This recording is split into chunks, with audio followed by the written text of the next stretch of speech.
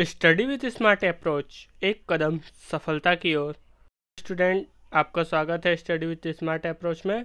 और हम कर रहे हैं साइंस के मोस्ट इम्पोर्टेंट क्वेश्चनों की सीरीज। तो चलिए स्टार्ट करते हैं।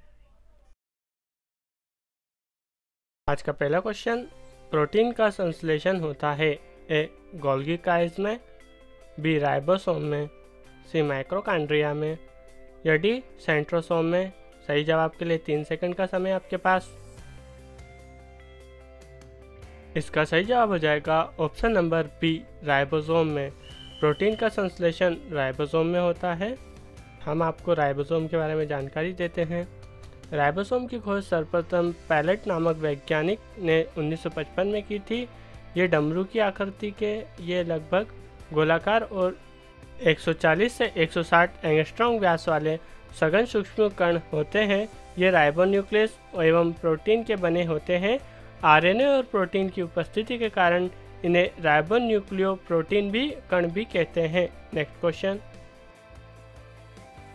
माइटोकॉन्ड्रिया का संबंध है ए उत्सर्जन से, बी परासरण से, सी श्वसन से, डी पाचन रस से। सही जवाब के लिए 3 सेकंड है आपके पास। इसका सही जवाब हो जाएगा ऑप्शन नंबर सी, श्वसन से। माइक्रोकांड्रिया का संबंध श्वसन से होता है। अब माइक्रोकांड्रिया के बारे में थोड़ा जान लेते हैं। माइटोकांड्रिया का चित्र आपके सामने है और इसकी खोज बेंडर द्वारा किया गया था। नेक्स्ट क्वेश्चन, पादप कोशिका में डीएनए होता है ए हरित लवक में, बी माइटोकांड्रिया में, सी केंद्रक में, या डी सभी में। सही जवाब के लिए 3 सेकंड का समय आपके पास। इसका सही जवाब हो जाएगा ऑप्शन नंबर डी, सभी में। पादप कोशिका में डीएनए सभी में होता है। यह पादप कोशिका का चित्र है। पादप कोशिका में कोशिका भित्ति, हरित लवक, अंतःप्रद्रव्य जालिका, गोल्गिकाय, कोशिका झिल्ली, माइक्रोकॉन्ड्रिया, राइबोसोम, साइटोप्लाज्मा, केंद्रक रिक्तियाँ आदि सब उपस्थित होता है। नेक्स्ट क्वेश्चन, कोशिका के अंदर ऊर्जा का निर्माण किसके द्वारा होता है ए केंद्रक, बी केंद्रिका, सी हरित लवक, डी माइक्रोकांड्रिया। सही जवाब के लिए 3 सेकंड का समय आपके पास। इसका सही जवाब हो जाएगा ऑप्शन नंबर डी, माइक्रोकांड्रिया। कोशिका के अंदर ऊर्जा का निर्माण माइक्रोकांड्रिया द्वारा होता है। माइक्रोकांड्रिया का चित्र आपके सामने है और इससे पहले माइक्रोकांड्रिया के बारे में आपको बताया गया है। नेक्स्ट क्वेश्चन, मानव शरीर के कौन से अंग में लसिका कोशिका बनती है ए यकृत में, बी दीर्घ स्थि में, सी अग्नाशय में, डी तिल्ली में। सही जवाब के लिए 3 सेकंड है आपके पास।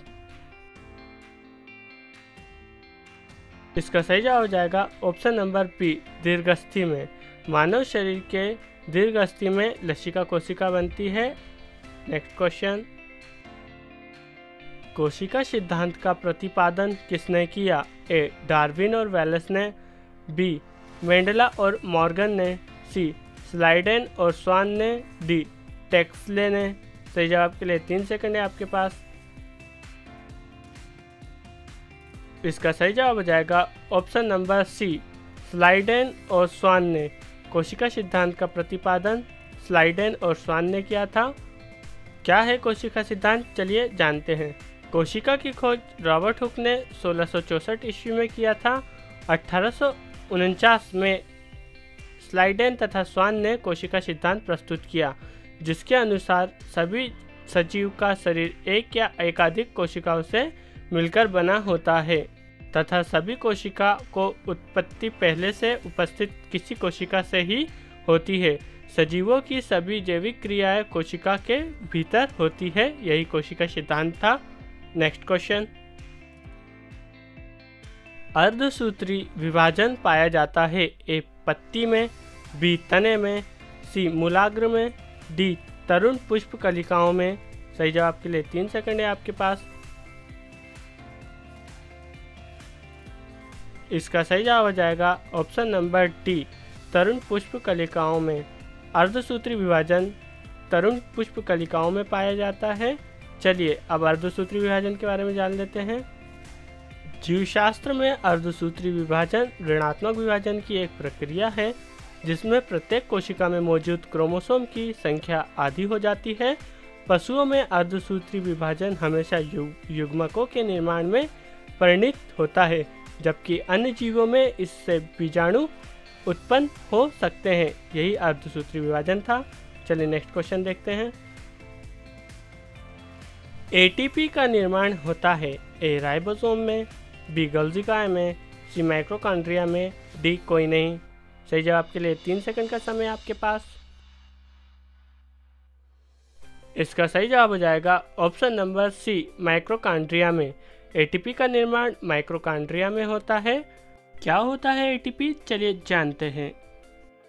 एटीपी का अर्थ एडिनोसिन ट्राइफॉस्फेट होता है। यह एक विशिष्ट यौगिक है जो सभी जीवित कोशिकाओं में ऊर्जा का वाहक एवं संग्राहक है। एडिनोसिन ट्राइफॉस्फेट या एटीपी एक कार्बनिक यौगिक है। यही एटीपी होता है। Next question. किस दूध में लैक्टोज शक्कर का प्रतिशत अधिक होता है? ए गाय के दूध, बी बकरी का दूध, सी स्त्री का दूध या डी सभी में। सही जवाब के लिए 3 सेकंड का समय है आपके पास। इसका सही जवाब हो जाएगा ऑप्शन नंबर डी सभी में।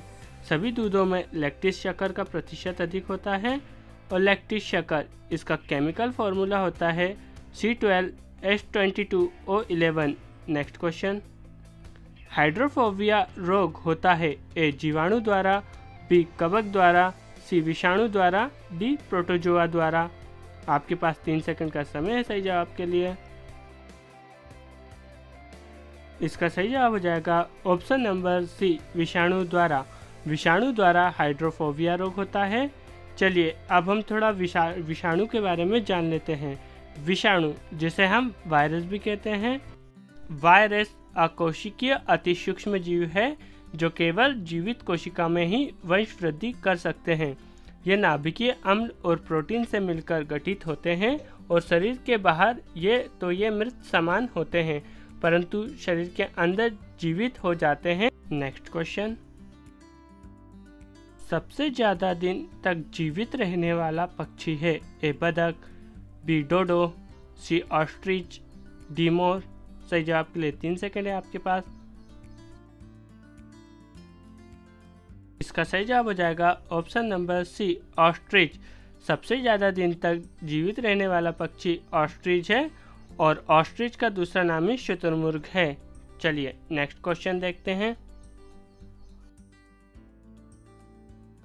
चमगादड़ किस वर्ग का प्राणी है? ए मेमलिया का, बी यूथेरिया का, सी प्रोटेथेरिया का, डी कायरप्टेरा का। सही जवाब के लिए 3 सेकंड है आपके पास। इसका सही जवाब हो जाएगा ऑप्शन नंबर ए मेमलिया का। चमगादड़ मेमलिया वर्ग का प्राणी है। यह चमगादड़ का फोटो है। चलिए नेक्स्ट क्वेश्चन को देखते हैं।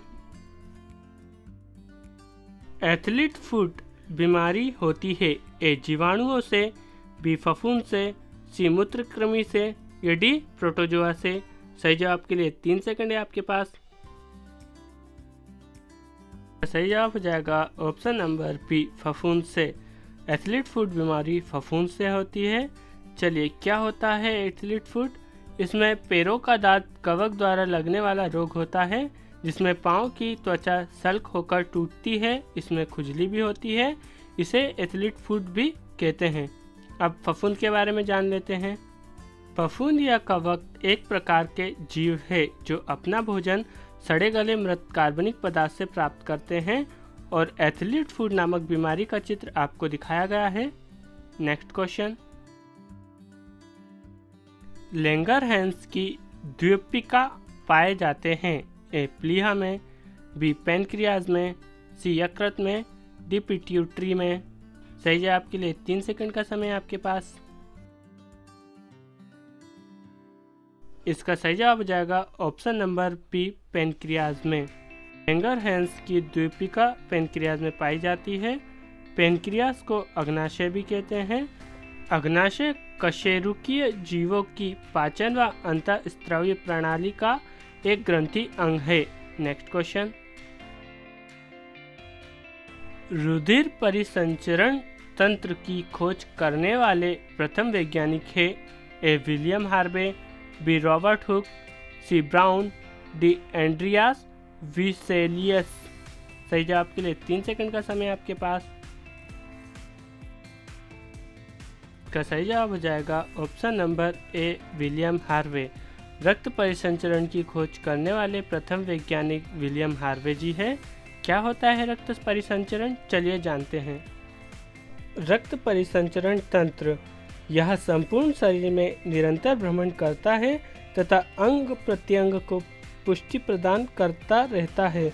जब तक शरीर में इसका संचरण रहता है तब तक प्राणी जीवित रहता है। इसका संचरण बंद होते ही व्यक्ति की मृत्यु हो जाती है। यह रक्त परिसंचरण तंत्र हमारे शरीर के लिए बहुत उपयोगी है। नेक्स्ट क्वेश्चन, विषाणु की खोज की थी ए हेल्डन ने, बी हेक्सले ने, सी इवानोवास्की ने, डी एम्पीडॉक्सल ने। सही जवाब के लिए 3 सेकंड का समय आपके पास। इसका सही जवाब हो जाएगा ऑप्शन नंबर सी इवानोवास्की ने। विषाणु की खोज इवानोवास्की ने की थी। चलिए नेक्स्ट क्वेश्चन को देखते हैं। कुत्ते के काटने पर वायरस के द्वारा जो रोग उत्पन्न होता है वह कहलाता है ए मम्प्स, बी हाइड्रोफोबिया, सी चेचक, डी पीलिया। सही जवाब के लिए 3 सेकंड का समय आपके पास।